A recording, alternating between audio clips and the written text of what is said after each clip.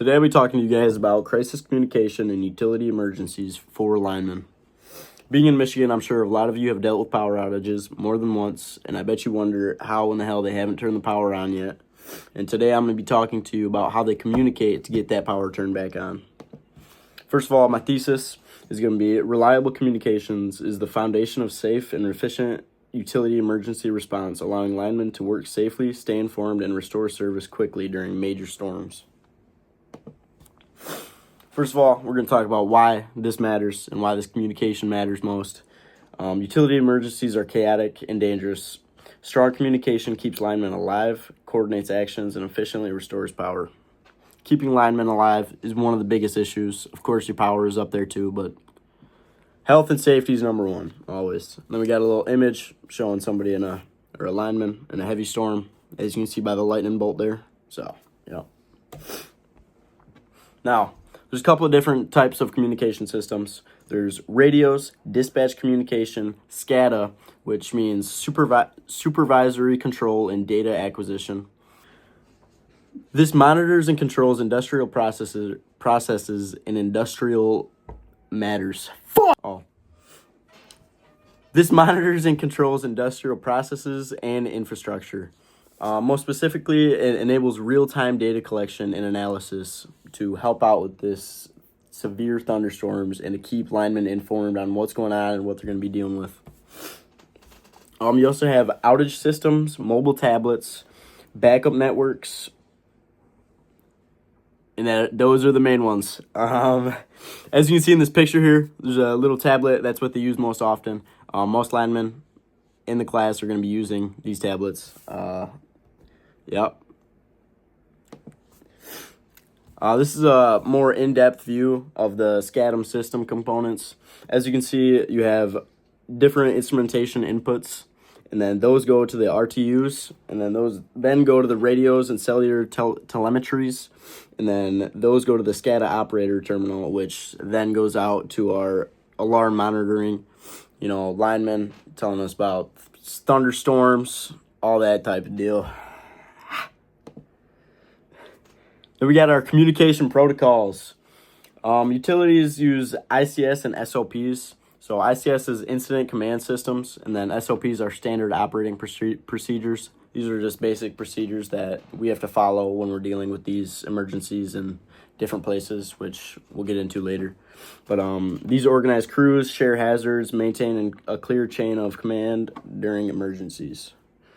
As you can see, these three guys here, they were successfully commanded and organized by somebody. Look how happy they are. So now we're going to move on to communication challenges. Now, there are a lot of challenges that come with this communication, and that's one of the biggest things that we're trying to solve.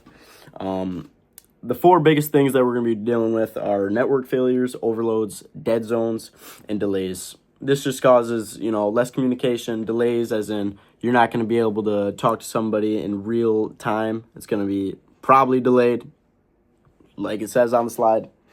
And by this picture here, you can see there's no internet connection. That causes problems most of the time.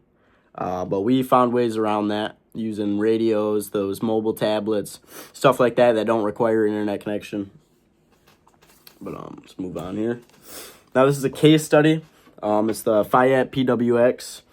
During Hurricane Florence, PWC used strong communication systems and organized response teams to restore 97% of customers within 96 hours and earn national recognition. That's insane. That's an awesome thing that happened, and it's very, very remarkable what they did that day. As you can see in this picture here, there's water up to the tops of these houses, and somehow they still got power back within 96 hours. This was all due to successful communication between people and linemen and emergency agencies. Alrighty. Now, why does this matter for linemen specifically? Effective communication prevents accidents, improves restoration speed, reduces confusion, strengthens communication between linemen and emergency agencies. As mentioned previously, they did this all perfectly in that hurricane. That's why it was solved in 96 hours. Got your power back real quick. And you can see by this picture here, This is going to be our relationship between emergency agencies and linemen. They're shaking hands on a puzzle piece, which means they're tight. They're tight. They're bonded together. All right, moving on.